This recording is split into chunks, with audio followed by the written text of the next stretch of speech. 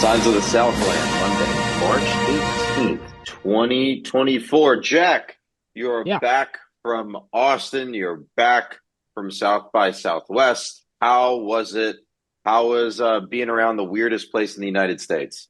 One, definitely not the weirdest place in the United States. Two, um, it's a blast. It's an absolute blast. There's a lot of music festivals out there where you go to music festivals, you want to see all the good bands that you like know and stuff like that. And you get a mix of new stuff and old stuff. At South by, you basically just get young bands who are trying to make it big, and so they play so many sets, and they don't get paid for a lot of them either because they're just trying to get recognition. A lot of them will play 4 or 5 in a day, figure out where they're going to sleep at like 2 a.m. And you just see a lot of young bands just giving it their all the time. And it was extremely good. I have to acknowledge the Athens music scene. I saw bands Hefner and Pylon play, and they were all fantastic. And then ran into the guys from Hotel Fiction, who are also Athens based, and they are continuing the fantastic tradition of very good Athens music coming out of there. Even this well past the Pylon and REM days and stuff like NB52s and all that kind of stuff. It's really cool. Sadly, I didn't get to see any Texas sports. I didn't really have time for that stuff, but kind of takes up your 12 to 12, and I mean 12 a.m. to the next 12 a.m. So that's just how that goes. But absolutely awesome time out there. Good. Good to hear. Any other national news that you want to cover before we get into the main show here? I have one point. As noted, ACC, geez, Missouri Valley stand on this podcast. Indiana State was done a horrible wrong last night in the selection show. Yes.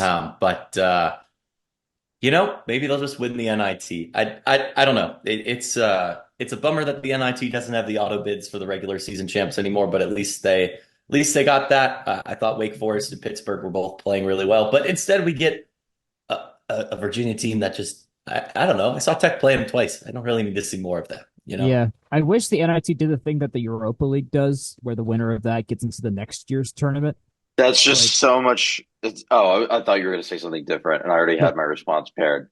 no, But yeah. please continue. But yeah, like the Europa champion gets into the Champions League the next year in European soccer. It'd be cool if the NIT champ got into the next season's NCAA like main tournament field automatically. That was the one automatic qualifier So what I from the year thought you before. were going to say is that I wish the losers of the round of 16, I think it's the round. No, it's the round of 32.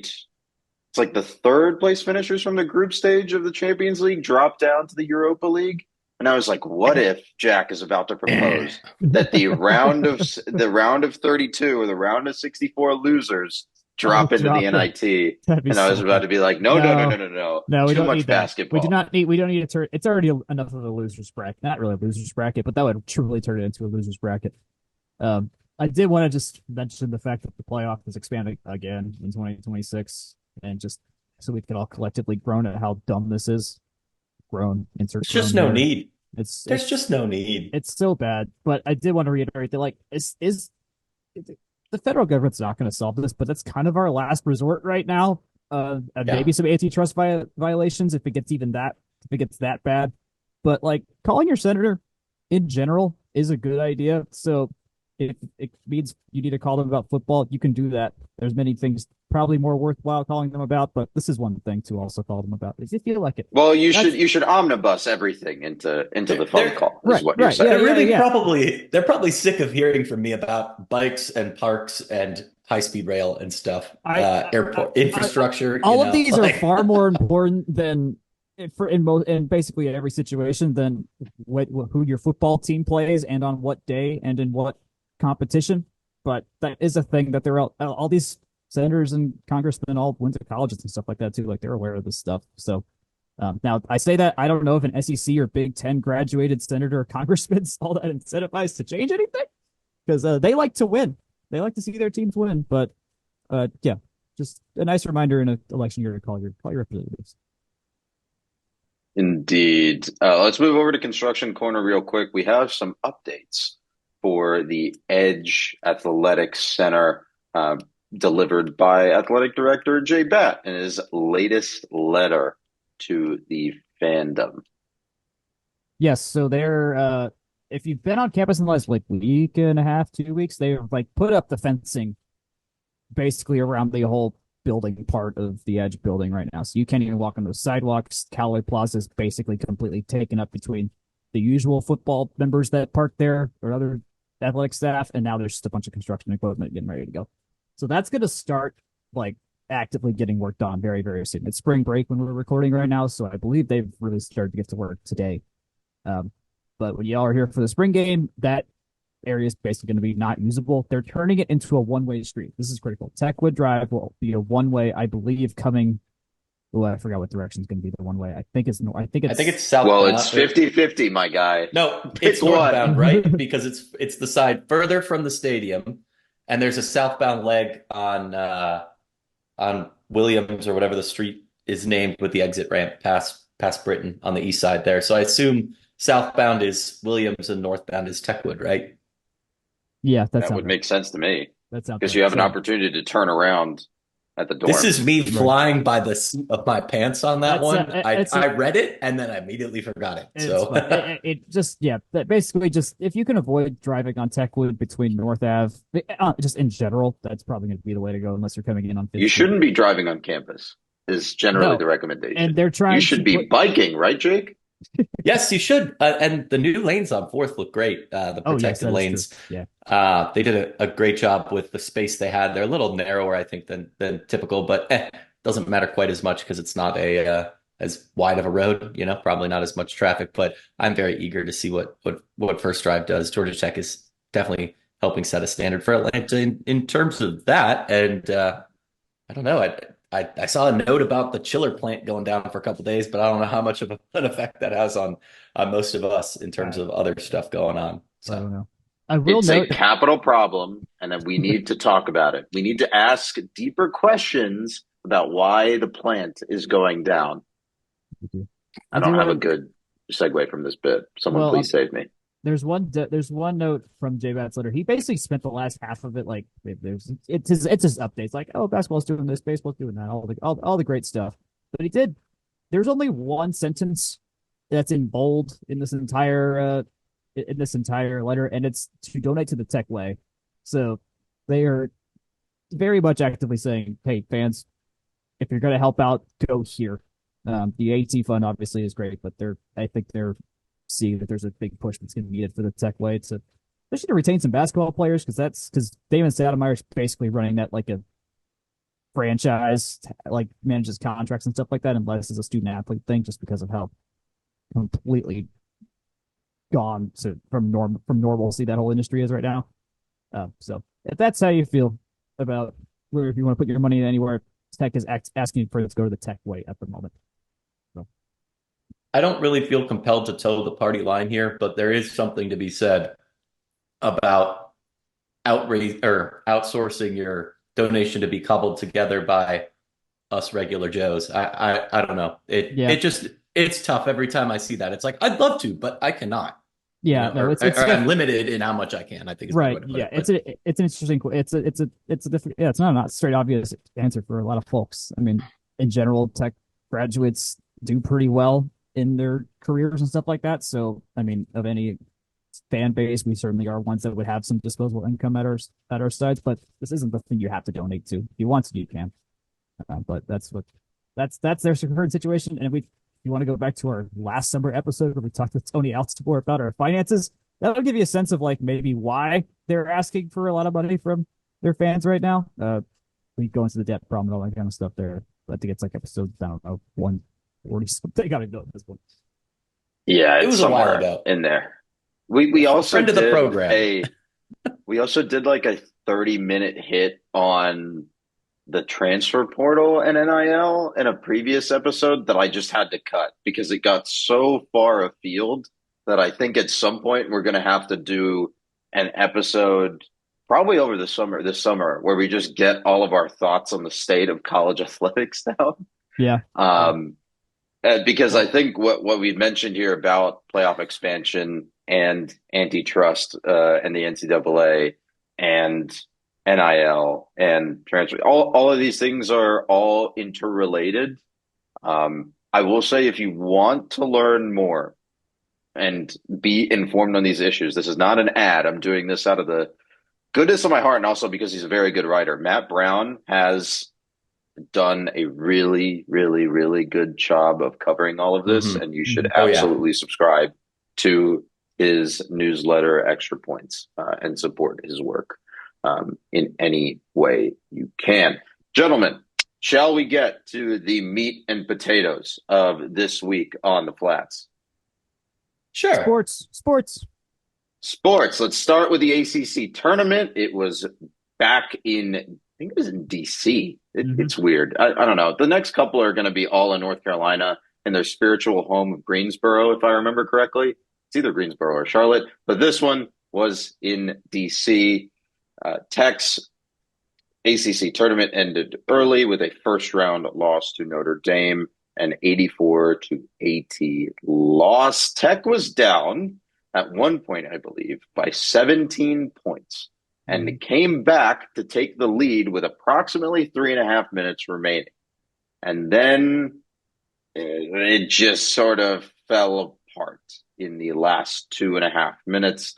Tech couldn't put together a scoring possession, so it just is what it is. Jack, I know you got to watch this one and have some points on it, but the last thing that I'll say about this game is that I think we've said this before. Actually, we say this every time that men's basketball has a game versus Notre Dame. These two teams don't play normal basketball games. They've never played a single one, not ever since Notre Dame joined this conference. But I'll give you the floor to say your piece here. Yeah, somehow the one 2.5 hour gap I had in Texas was squarely around the hours of this game, so that was very fortunate. I was surprised how far down we fell, but then as soon as we started making our run to the second half, it's like, oh, here comes the classic Notre Dame game again. It's all coming into form. We basically spent the 8-minute gap between the 12-minute and 4-minute mark getting back from that 17-point deficit. We only had a 1-point lead at most, sadly. We didn't score in the final couple and a half minutes when we just needed one bucket to at least force the issue and could not pull it off. But by Nadaga and Nathan George did think what you really want them to do. They both scored 20-plus points in their minutes on the floor. Nathan George played all but 50 seconds in the game. Ndonga played 35 minutes. Kyle Servant played 31 off the bench. Kawasi's not had many good runs in the last few games, sadly, down the stretch. So we'll see how that plays out next year. Debo's got some time, but only made one bucket. And Miles, this was not a good Miles game. 1 of 7 from 3. They needed him. It came out before the game that he had been dealing with back issues. He'd just been basically playing through it, and I think he was just muscling out this game. He was definitely not healthy by the time this game moved around, but healthy enough to play in a do or die game. But I think my big takeaway here, less than the fact that we lost another weird one to Notre Dame, is that our two best players performed as you would want them to perform in a do or die game in a playoff atmosphere, which is good to see going into next year, where theoretically they'll still both be with the team. I think, absolutely the plan is to build around them. So I think that's the big thing I think we have to take away from this. The rest, who the heck knows what this roster looks like next year? We know we have the recruits we have coming in, but the rest is supporting cast. I have no idea, but we just know these two guys, they did the work, and they're going to be important for us next year. Yeah, makes sense. Not much more to say on this one. This is kind of the end of the season at this point. Obviously, Tech finished 14-19, so no postseason for them.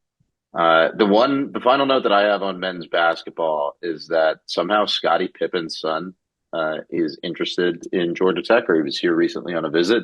So keep that in your back pocket as something to keep an eye out on. I have no idea how good he is. I just like the idea of a former NBA star just getting all of his friends' sons to play on his team, because that seems like a fun thing to do. I mean, Akshay, we already did this bit like 3 months ago when Patrick Ewing and the gang were on campus for volleyball. This is true. Oh, I do remember that. We couldn't get Ewing's daughter, but yeah. Look, if there's a will, there's a way. Except if there's a Will Wade, then he coaches at McNeese instead. I will be asking you the same question about the women's bracket when we get there. So keep that in mind. I think that's later in the show. For now, let's move on to talk about softball. Their week was rough, to say the least. No, that is not an intentional pun. They lost 6-3 in Athens and then lost the home series to Notre Dame this weekend, 1-2. Two close losses in that series in games 2 and 3. That is a 6-3 decision on Saturday, and a 6-5 decision on Sunday. In that 6-3 game, Tech brought Chandler Dennis back in to close with the game on the line, and she ended up giving up a 3-run home run to really seal that one for Notre Dame after Tech clawed back into it. Jack, you were keeping an eye on some of these. What you got for me? I think just in general, taking the scope of the season, we were probably due for a little bit of a rut with how good our streak has been. I think they were feeling that in that first game against North Carolina State and just barely got away with the sweep after game one. So I'm not pressing any panic buttons that, oh no, we were winning 15, 16 games in a row and then we go 2-2. Georgia's very good. That the late comeback we made there didn't get all the way there, but great to see. This whole team has kind of been built on late comebacks too. Either in terms of walking off to run rule or literally walking off from behind. So they're discovering that's their tendency, I think. But I mean, Madison Dobbins' home run in game one. I tweeted that I watched the video 30 times, and that was not an exaggeration. I watched that video 30 times because that was, I think I said that was the most badass swing I've ever seen a Tech hitter hit in my limited years watching Tech. She hit that ball 290 feet. That is a softball that she hit. I really wish I was there to see it because I wonder if that hit O'Keefe. Like that actually might be far enough to hit the building. And 81 off the bat, which is insane for softball. Like insane. Beyond that is, pitching still is not all the way there. I mean, allowing 6 runs usually should win us games because we're really good at hitting. But this was not the weekend where we were able to string all the hits together. So I think we're still, in terms of progress, totally still fine. Hitting wise, Madison Dobbins and Mallory Black both had 11 homers. That's best in the ACC. Black leads the ACC in RBIs, total bases, and slugging. Sarah Beth Allen is 22nd in the country in on base percentage because she's been hit 8 times. Ella Edgman's been hit 8 times also as well. So they're finding ways to. The last big note I have is they're still finding like multiple ways to win. They've run ruled teams. They've come from behind. They've had some good pitching performances where they're not getting. There hasn't been like a disaster pitching game where we allow a gobsmacking amount of runs since we got back from Clearwater, which I think is a good thing to see. That Georgia game very well could have been like 10-3 last year instead of the 6-3 that it was. So that is all tracked. Well, it was much worse than 6-3 last year. I'll tell you. It was 10-3 last year. I remember that. That was not that fun. But this year, I'd say definitely more fun. I think it kind of played out as prognosticated, right? I mean, Jack, you were out traveling the world last week, but it was kind of like I want to quote what we said more precisely than this, but I don't really have a way to do that. I believe it was something along the lines of a 1-3 week can still be fine. It's just a matter of how those 1 and 3 look. And this is about as this is going to sound like I'm making excuses or whatever. This is about as good of a 1-3 week as you could get. 2 close losses to a team that's been consistently tournament quality, plus a 6-3 loss on the road. And yes, it did take the third time around the lineup to, I think, figure out, UGA pitching. Lily Bacchus had a great little run there to start things off. But I mean, once, Shelby Walters came in and kind of slammed the door there, that's what happens when you face a top 10 team. You need to get a little lucky in addition to being good. And they just didn't string anything together, the first couple times around.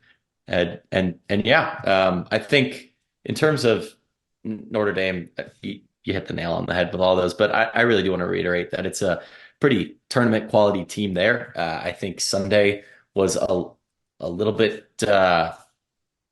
disappointing just because they led most of the game, but I guess you could also call it back and forth because the scores kind of came in bunches. I don't know. I think it's a week that is the low end of pretty good. I still have them slightly out. I believe they're in the first four out of of the numbers if they decide to finish actually rerunning since I pushed some updates. But at least the last time I ran it earlier today, they were in the first four out. So I also Edgman made a pretty critical error in center field on Sunday that let another run come in. So there was some defensive miscues for sure. And like defense, they were showing some numbers on the telecast like since 2021 and even including this year. Like we've been near the tops in the ACC in defense. We have some very skilled gloves out there, but they just didn't fall the right way this time. Which can just sucks. I forgot. I was gonna make a point. I forgot. At least note on the pitching. It's Kinsey Norton and Sophia Voiles. I think they said they were the 1-2, but they are definitely the 1-2 right now in terms of all the stat lines across the board.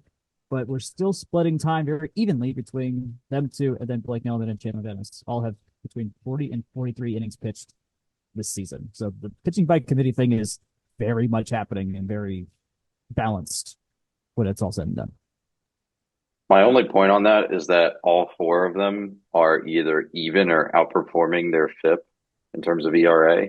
Mm-hmm. So keep an eye out on that. We talked last week about how FIP and ERA are related. Basically, FIP does not consider, the result of the ball in play. It just factors in that the ball was put in play. Blake Nelman is right around her FIP. Sophia Voiles is still outperforming hers by a run. Chandler Dennis is outperforming hers by a run. Kinsey Norton is outperforming hers by a run and a half. So some of this is overperformance, and I think the sample size is small enough to say, okay, like maybe it's fine for now. But it's not like these are ecstatic or like exemplary pitching performances that they're overperforming to. They're overperforming to merely average instead of awful. So it's a precarious place to be, I think, from a defensive standpoint, and I think that kind of shows out in some of softball stat lines numbers as well. They're one of our, like, a friend of the program, if you will, and they have Tech at an offensive rank now of 14th, down from I think 5th last week. But that defensive rank 168th, which I imagine is more or less powered entirely by pitching. So, And I will say they're currently parked right at a 54th in the USI. That's where they're at. I just finished rerunning it. Their strength of schedules currently 74 in the country, which is pretty solid. But with ACC play turning up here, that number is just going to go up by inherently playing some of the better teams. Most of our ACC teams that we played so far have been pretty low. All that to say, doing a little bit of a look ahead, we are sitting above North Carolina. That's who Tech goes on the road to play. They're actually parked pretty close to Coastal Carolina in my rankings, at least mid 80s on those. So some winnable games coming up, and if you can stack wins, that's basically what drove the 2022 team to a regional. I do have questions about the pitching, but in terms of the offense is there. They make enough plays and at the plate and in the field to stay in games against quality teams. Notre Dame's a good team. Georgia's a good team. I think it's just a matter of, where do they compete on the margins? I was listening to ACC Network because they had a big slate of softball on Sunday, and they made the point in the Louisville game, and I think the announcers said something similar in the Clemson UNC game. But essentially, you're playing good teams, but you got to pick up some of those coin flippy ones. I think Illinois and Louisville were pretty close in terms of the metrics, at least before this weekend, and North Carolina, they're kind of falling down a little bit here. They had been, I guess early on kind of right in that mix, kind of where Tech's been, but yeah, it's getting the coin flippy stuff, and going on the road and winning a series or taking some games here, I think would do a lot for Georgia Tech this week. I remember what I was going to say. I think we were talking about how we were close in all three of these games. We were close in all four of these games, for that matter. And so I wanted to go back and just see how many games were we like squarely not in, like just completely lopsided, and didn't have a shot. I am only counting 3 of the 29 games this year that we were like squarely just did not have a chance at winning. The second game against Bama, which is only a 5-1 loss, but end of the week, but that we were not going to beat that team. the Stanford game where we lost 15-7, and then the Northwestern game where we lost 19-6. And Yep. that's it. That's it. Otherwise, we're putting up 6 runs a game at least. We've won like we beat North Carolina State with 4 at one point. And yeah, these games, this would be the lowest. This is the lowest scoring stretch we've had in a while. 3-7, 3-5. There's usually a 10 spots somewhere in there in a 4-game stretch we put up recently. Well, Granted, opponents not as strong, but still. And that's the tough part, I think, in particular, about not getting like that Minnesota game in Clearwater. Yeah, But yeah. there's a lot of games left. Like, we get series against some pretty competitive ACC teams here. If they can keep their head above water and play themselves off that first opening round in the ACC tournament, that's better than we've seen of late.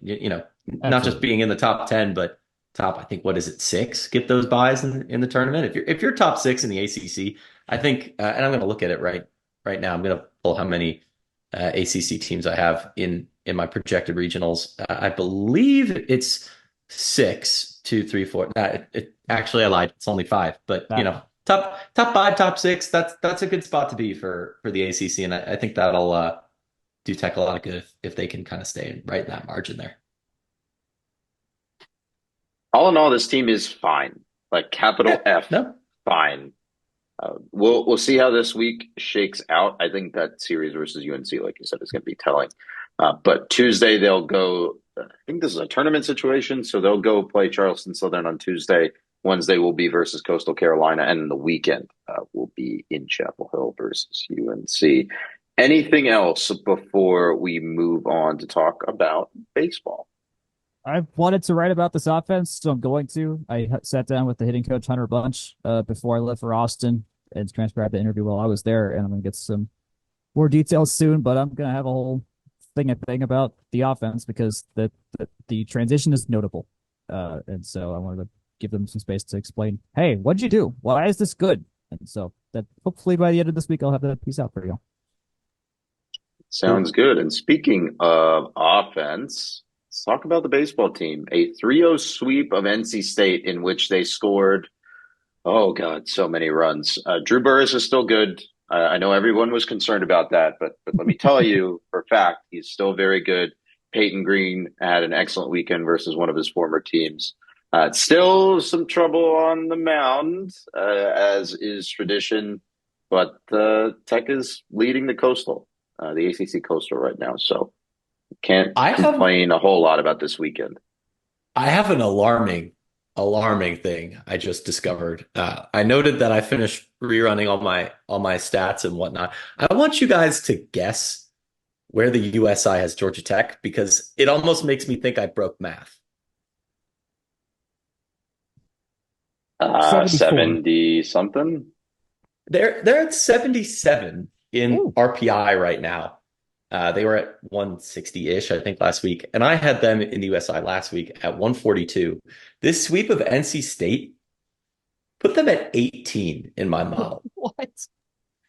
That's like I said, I think I broke math. I don't believe that for a What? It was a great weekend, but I don't know if it was improved by And to clarify, spots. To clarify for everybody, this is your aggregated tool of all the various rankings and stuff like that, right? That kind of spits out a no. This is the different selection. one. Okay. Yeah. No, we're not at an aggregate of 18 across all the polls. We'd have to be in polls. Clarify what you're saying here by USI puts us at 18. So I have a tool that basically selects regionals for volleyball, softball, and baseball. It's how I prognosticate whether a team is tournament quality, essentially, during the year. It doesn't always go 100%, but usually it gets all but one pick right at the end of the year. I calibrate it based on the selection day results, not including tournament results or just how they figure during the year. And based on those optimal parameters, Georgia Tech is currently sitting at 18th in the country. That is helped a decent amount by all the peripherals that they have. They are very strong, i.e. something and O in a lot of the just beat the bad teams type categories. So that does help them a lot. They are also, currently undefeated in conference play, which also helps them out a decent amount. But yeah, I think that's a testament to how early in the year it is and that you can't write any team off only a month. I get, yeah, it's really only a month into the year. What is it? 5 Mhm. weekends type deal? Yeah. Like, yeah, we heard a lot of people sounding the alarm, kind of me included, after the UGA series. Hey, there's things they need to work out, but NC State's a good team. They're a very solid team, and these numbers will normalize as Tech plays more conference games and whatnot. Their strength of schedule is 201st in the country, which is better than third to worst, which they were last week. But it's something that I think speaks to the fact that, hey, like they're currently leading the Coastal, right? This is a team that they're not dead yet. They got a lot of season left to run with. I'll add that NC State in Division One baseball's poll was 13th heading into this week, Yes. so that's doing a lot of heavy lifting there as Yep. well. I imagine Tech. This was Tech's ACC opening weekend, so leading the Yep. Coastal is leading at 3-0. Virginia Tech has played 6 games. I think everyone else in the Coastal has played 6 games. Actually, Virginia Yeah. Tech is right behind them at 5-1. So keep some of that in mind, and I think, like you said, the sample size is key here because it's just it's a lot of sample size right there. But at the same time, peripherals do get helped by the strength of the ACC in general, of which Clemson and Florida State currently sit 1 and 2 in my model, and I believe seven, eight ACC teams in the top 20. That's a pretty good spot to be. yeah, Duke, Wake Forest, Clemson, NC State, North Carolina, Virginia, and that's it. That's the D1 baseball top 25. All the ACC teams in there. So you're Yeah. getting a lot of push from the top end. It's just how does Tech push it themselves into that top end? That's the next step for them. Just to talk about their schedule over this coming week, they will be at Georgia State in Panthersville on Tuesday. So today, when you hear this, and then at the weekend, like we said, a series at number 20 UNC. Are both of these teams at UNC? That feels like we misprinted something. Nope. Didn't we discuss this when we were prepping? I feel like we had this conversation. They are both going to be there. This is the Yeah. full-fledged GT versus UNC weekend. It's also pretty worthwhile to note that North Carolina is off to a rip-roaring start in baseball this year. So, this is going to be another one of those weekends that I would say tells us a lot about this team. Sounds good to me. More on tennis, swim and dive at the NCAAs, and track and field and golf after this short break. As always, this podcast is brought to you by Section103.com. Section 103 is the best place to find Georgia Tech apparel. Drew Burris jerseys are in. Support him, Georgia Tech baseball, and show your love for number 8 by checking those out. You can find that at Section103.com. Use code FTRS to support not just Section 103, but tell them we sent you as well. As always, this fine podcast is brought to us by those folks, and you can find them at Section103.com and at Section103 on Twitter. Welcome back to Signs of the Southland for Monday, March 18th. Let's go over to Ken Byers Tennis Complex. Men's tennis had a 3-match set this weekend. One standalone match, versus Clemson, and then a doubleheader versus Boston College and the Citadel. All 3 wins.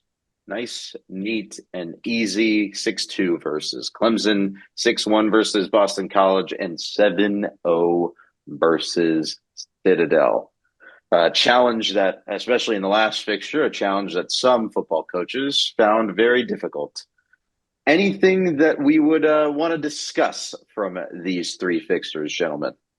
You had to go and bring him up. This is a safe space. We're talking about men's tennis, Akshay. It's the Citadel. What did you think I was going to say?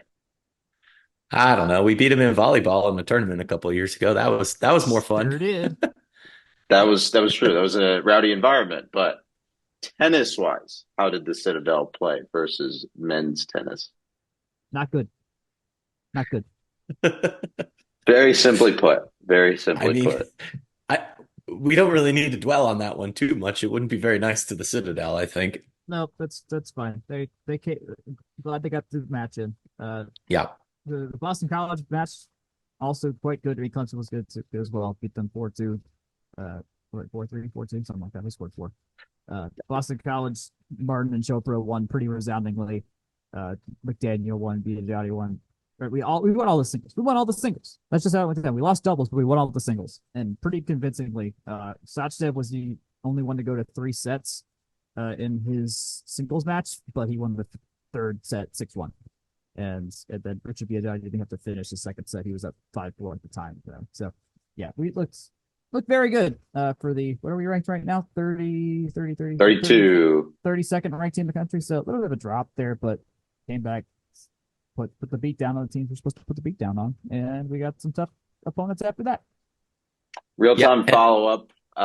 Tech actually beat Clemson 4-2, but I just want to make sure I got that correction in there. Jake, you have it, Con. Yeah, I was going to say Clemson's by far the best program of the three of those. Beating them 4-2 is pretty solid, and you can't really complain about that. The other two, they did take care of business, and at the end of the day, taking care of business, it gets you exactly where you need to go towards the end of the year. I do want to pull up rankings because I do believe we have last week's rankings in there. Gents, you can correct me if I am wrong, but I'll have that pulled up here in just a sec. Don't come out until the 19th. So really, yeah, they skipped a week. This is what we get for doing this podcast on Mondays instead of I checked this before we got on, and I was like, oh man, we should have done this tomorrow. Actually, no, I think we should do this right now. We should. Yeah, this was a great idea by us. We're just great podcasting. Fantastic podcasting. Yeah. Talking about the future fixtures on the list here.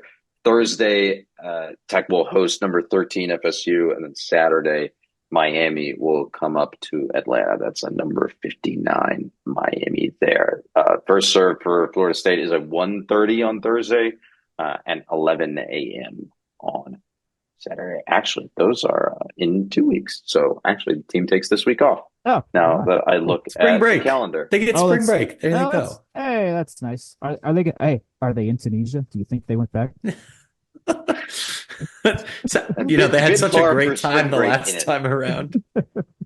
Bit far for spring break in it. Bit far. Maybe. I don't know. I got friends in China this week. Dang. Yeah, that's quite the trip. I know. That is definitely far. I'm not sure. That would not be my preferred choice for a spring break trip. That sounds like a lot of flying. Just a quick jaunt, as they say. Oh, yeah. Speaking of long trips to places we don't want to be, Athens was where the Zone B diving championships were. Max Fowler and Anna Bradescu qualified for NCAAs, so good for them.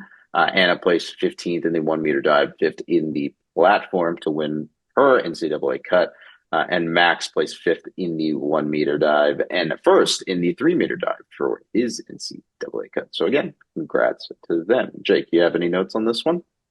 Yeah, that the women will be headed back to Athens for NCAAs. That's this week, the 20th through the 23rd. Oh no, Sabine Brisson qualified in the 100 and 200 breaststroke. So keep an eye out for 4 entries in Athens. The men's NCAA have also been announced. We're sending several athletes. It looks like the 800 and 400 free relays both made it through. In addition to noted Max Fowler having 2 entries. Burke Saka got the 2IM.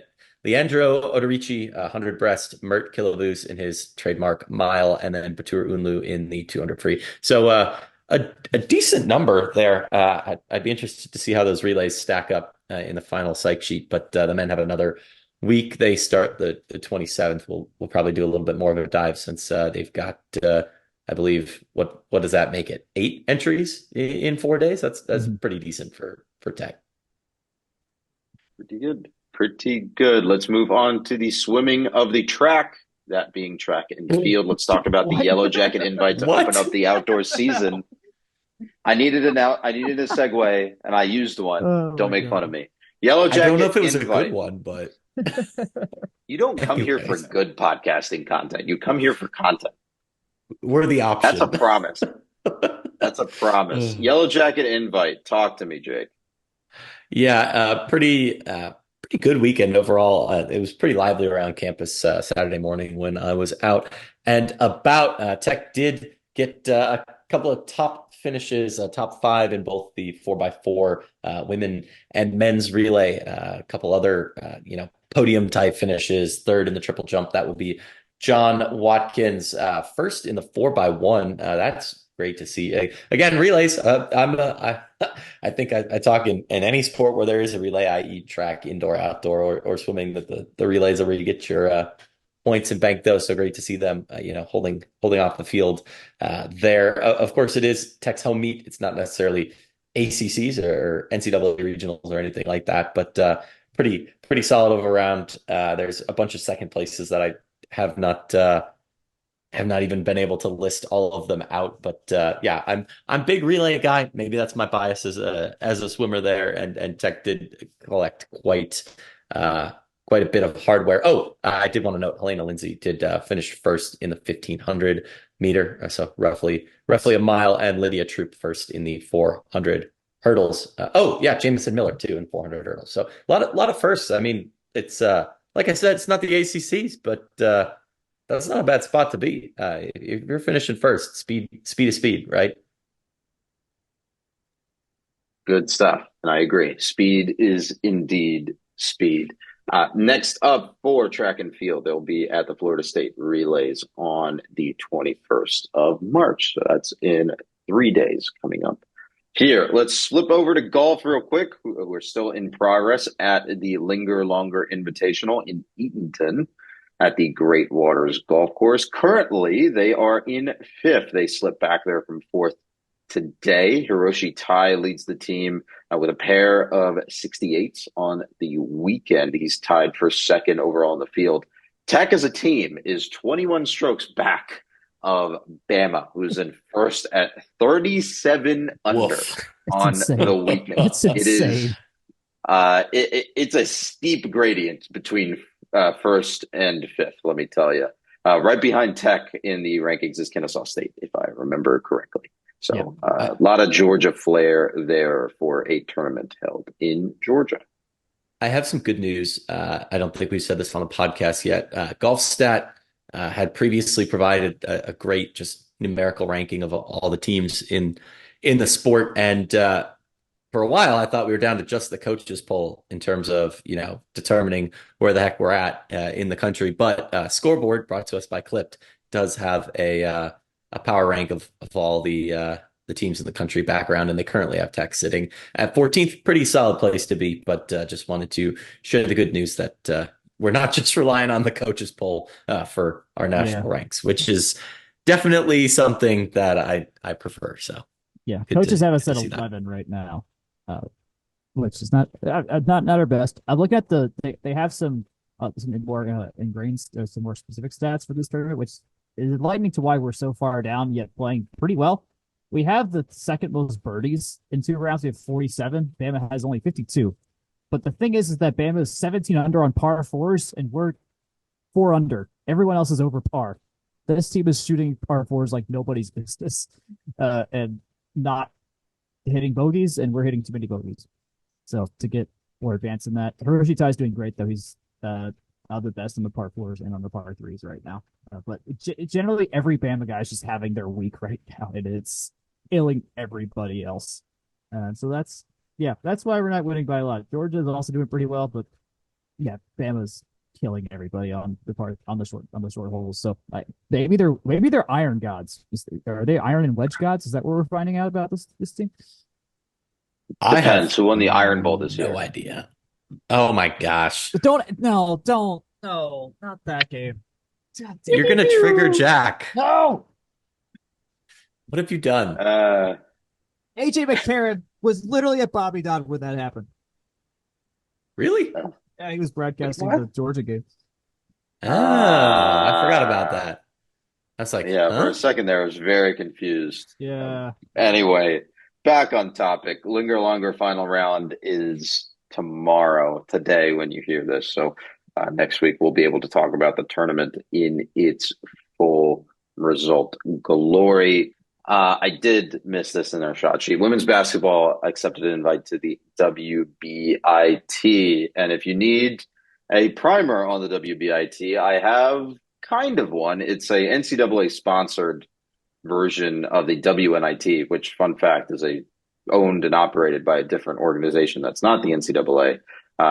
If I remember correctly, the main difference between the two outside of the ownership situation is that travel expenses are comped for the WBIT, whereas for the WNIT, they are not, and teams have to play their own way. Also, another difference is that it's a 32 team field. I'm not sure I mentioned that earlier. So keep that all in mind. In the description that I read for this event, it came out of one of the recommendations that the NCAA got from its panel on gender equity across all of its sports. So it's a good thing that it exists, but this is the first year of competition, so we will see what the competitive level is looking like. They'll play Mississippi State in the round of 32.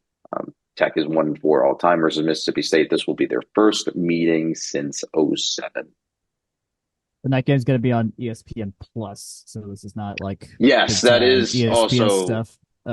Yeah, this is all on ESPN Plus, if I remember correctly. Yeah, first and second round, the first through quarterfinals are all at campuses. Then Breckler on the bottom right there. So we're gonna play it. We're playing Starkville against Mississippi State to start. And then the final four is at Hinkle Fieldhouse at Butler, which is where the last time the men had a postseason game was there. So that'd be fun if they got there. There is one other. I'm sad about that. Dang I know. It was kind of a fun game to be there, nonetheless. What a glass case of emotions this episode has been. I know. Yes. Virginia is the other ACC team in the mix. They're on the same side of our bracket. They're playing at Villanova. They're one of the 1 seeds, and then we have a shot at a regular season rematch if by some miracle both us and Florida make the championship. They're on opposite sides, so that could happen. But other teams, it's Washington's here. James Madison's another 1 seed. Washington State's another 1 seed. Penn State's another 1 seed. So there it's a good mix of some good schools here. I think your most out there name would be like Missouri State or Cleveland State.